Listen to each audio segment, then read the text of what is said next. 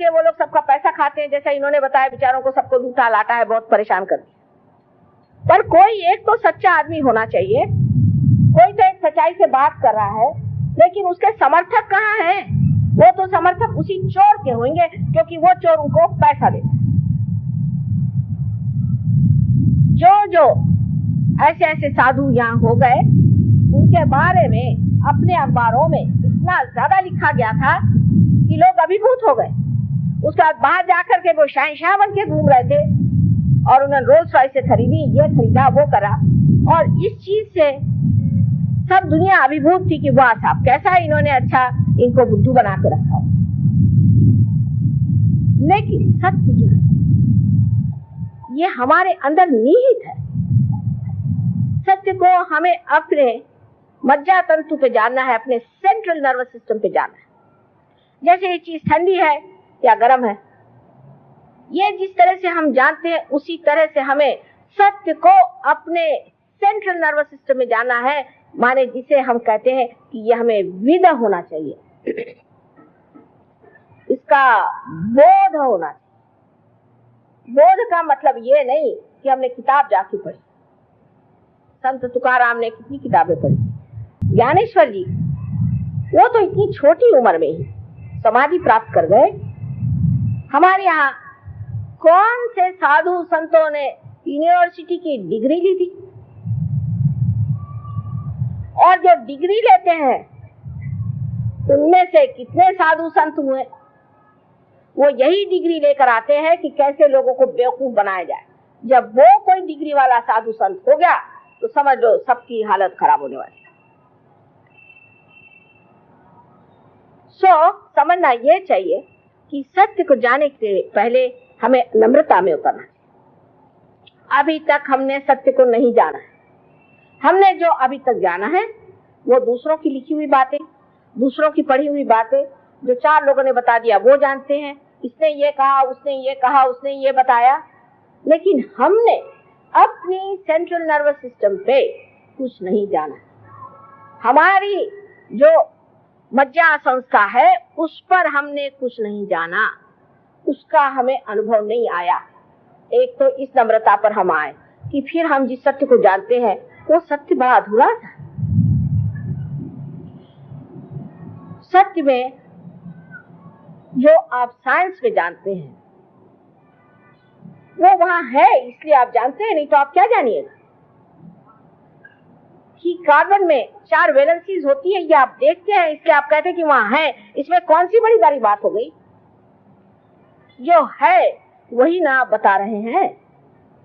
लेकिन जो नहीं जानते हैं, जिसके बारे में आप अनजान, उसकी ओर अगर आपको दृष्टि करनी है तो नम्रता पूर्वक आपको जानना चाहिए कि अभी बहुत कुछ जानने का। और जानना शब्द भी जो है ये न्य से आया है, ये से आया है। इसका मतलब है हमारे मज्जा संस्था में उसकी प्रचिति होनी चाहिए। इसको मराठी में जाणीव शब्द है।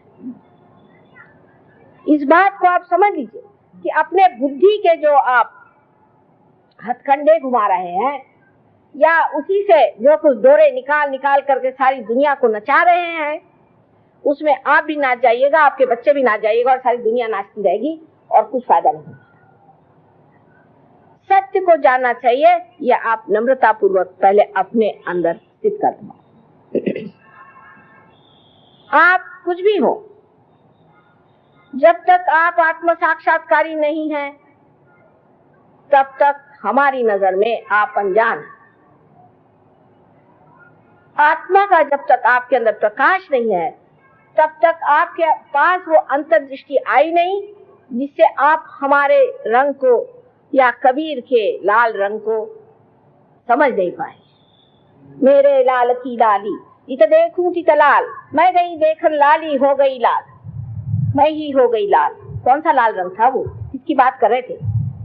ऐसे रंग रंगो रंग रेजो लाल लाल कर दीनी। वो लाल किसी को दिखाई देता है क्या? और कबीर दास जी को जो हमने सदुक्री भाषा और आदि कह करके उनको इतना नीचा गिरा दिया और उनके इतने गहन तत्व हमने इस तरह से निचोड़ करके उसको खत्म कर दिया कि वो एक दलित वर्ग के कवि थे। और मुझे बहुत आश्चर्य हुआ कि लंदन में रैदास जी का और कबीरदास जी का उन्होंने वहां मंदिर बनाया है और इस जगह इतनी बड़ी विभूति हो गई और हमने उसे जाना। और बैठे बैठे बुद्धि से हम ये निकाल रहे हैं कि जो दर्जी बनकर के नामदेव थे, क्या वही नामदेव गुरु नानक से मिले थे? या ये निकाल रहे हैं कि जिन्होंने विवेक चूड़ामणि नाम की इतनी सुंदर तत्ववेत्ता पूर्ण, इसे कहना चाहिए,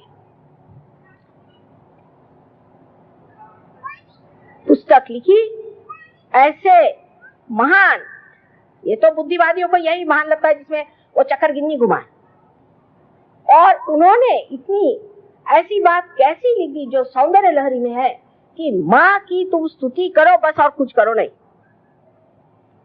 तो ये दो आदमी हो सकते, एक नहीं हो सकता।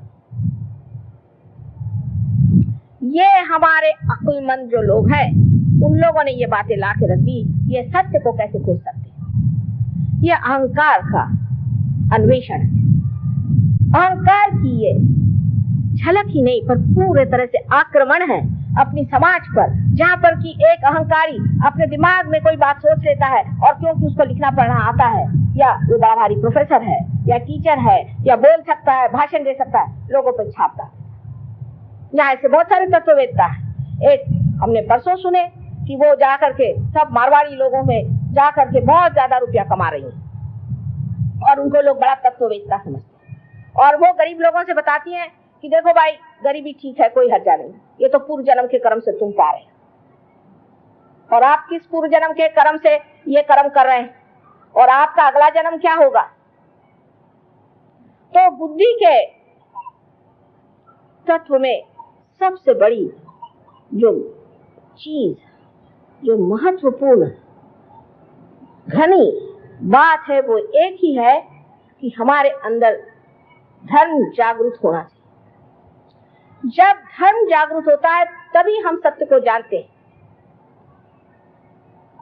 अब धर्म का मतलब हम लोग ये समझते हैं हिंदू धर्म, क्रिश्चियन धर्म, फलाने धर्म, ये धर्म है ही नहीं। कैसे हो सकते हैं बताइए आप? जब आप हिंदू धर्म की व्याख्या करते हैं, हिंदू धर्म में तो कहा है कि सबके अंदर एक ही आत्मा का वास है। फिर आपने जातीयता कैसी बनाई? जब आपके धर्म में व्यास और वाल्मीकि जैसे लोग ब्रह्मर्षि कहलाए जाते हैं, फिर आपने जातीयता बनाई कैसे कि जन्म से ही आदमी धर्म को प्राप्त होता है, ब्रह्म को जानने वाला ही जब ब्राह्मण होता है, तो आपने जातीयता बनाई कैसे? आज जातीयता के नाम से लोग चिल्ला रहे हैं। इसको निकालने का तरीका बुद्धि से नहीं हो सकता। इसके लिए सत्य को प्राप्त होना पड़ेगा। जब तक आप सत्य को प्राप्त नहीं होंगे तब तक आपके अंदर की जातीयता जा नहीं सकती। सत्य को प्राप्त होने के लिए दूसरी बात है कि धर्म में खड़ा होना पड़ेगा। धर्म में खड़ा होना क्या होता है, इसके लिए समझने की बात है। दो उदाहरण हम देंगे। एक श्री कृष्ण का। श्री कृष्ण को लोग सोचते हैं कि उन्होंने अहिंसा सिखाई। हाँ, सिखाई तो है अहिंसा, वो गरीबों के लिए, वो ऐसे लोगों के लिए जो त्रस्त है, लेकिन जो दुष्ट है उनके लिए अहिंसा नहीं सिखाई, उनके लिए हिंसा सिखाई है। जिस वक्त कर्ण का पैर रथ के चक्के में फंस गया था और उनके ऊपर अर्जुन ने अपना गांडी पकड़ा था, तो कर्ण ने उनसे कहा कि देख, तू भी वीर है, मैं भी वीर हूँ, और मुझे क्षत करने का तुझे अधिकार नहीं, जबकि मैं सशस्त्र नहीं हूँ। तब कृष्ण ने अपनी उंगली आगे करके कहा कि जिस वक्त द्रौपदी की लाज लूटी जा रही थी तब तेरी वीरता कहाँ गई थी, मार। कृष्ण को लेकर के जो अहिंसा की बात करते हैं वो इसमें का भेद नहीं जानते। कहा जाता है हंसा श्वेता बका श्वेता को भेदो बक हंस यो हो नीरत क्षीर विवेके तू हंसा हंसा बका बका। उसका विवेक जब तक आपके अंदर आएगा नहीं तब तक आप समझ नहीं सकते धर्म क्या है।